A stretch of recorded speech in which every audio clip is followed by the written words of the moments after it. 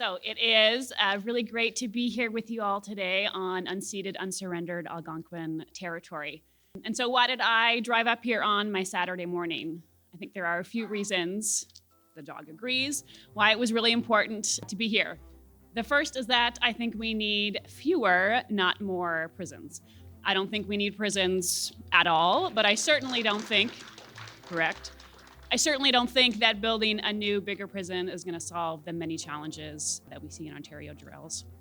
And the rain just gave us a few heartbreaking reasons why. Two, I think we need more, not less, green space, whether that is for growing food, whether it is to enhance our biodiversity, our ecosystems, to introduce to the younger generations all that nature has to teach us. And three, I think we need more, not less, community engagement and public consultation from our governments, particularly around decisions that have deep impacts on public infrastructure and social services.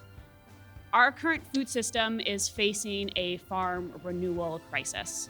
And by that, I mean that every day we are losing more and more farms and farmers. Older farmers are looking to retire, and new, younger farmers are struggling to take their place. I know because I used to be one of them. For 5 years, my partner and I ran an organic, small-scale vegetable farm, and one of the reasons we stopped is because we could not find affordable, secure land tenure. So the average age of farmers in Canada is now over 55 years old. And every day we are losing more and more farmland to development, something that Phil talked about, right? Whether it is to build a new airport, highway, housing development, or in this case, to build a prison. The idea of these lands around us being turned into a site of harm and trauma is heartbreaking.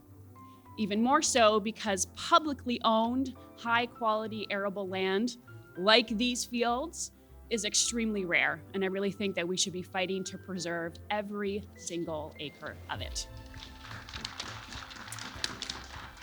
I think it's important to say that certain segments of agriculture is not without its problems. There are concerns about environmental impact, climate change, treatment of farm workers, and so we need to acknowledge that. We also need to acknowledge that agriculture in many ways was part and parcel of colonial processes here in Canada. Segments of our agriculture industry that have a lot of work to do, right? But here's the thing.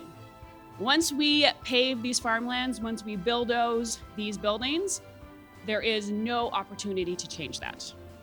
The game is up, right? There's no opportunity for us to move forward in a way that enriches these lands, that preserves these buildings, and that respects and honors the Indigenous peoples of this territory. And I think there is a real opportunity here for us to collectively imagine and think about what Indigenous settler reconciliation could look like, what land back could look like in a way that preserves these lands and preserves these wonderful buildings for generations to come. Food and food systems always has had this unique transformative potential, I think. You share a meal with someone, you get out on the land, you watch a seed grow and bear fruit.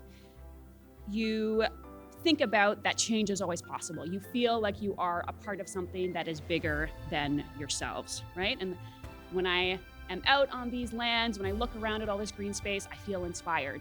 And it gets me thinking about what is possible when we organize together.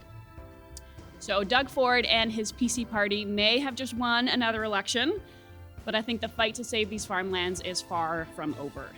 So let's not let the government take away the potential for us to collectively imagine what is possible.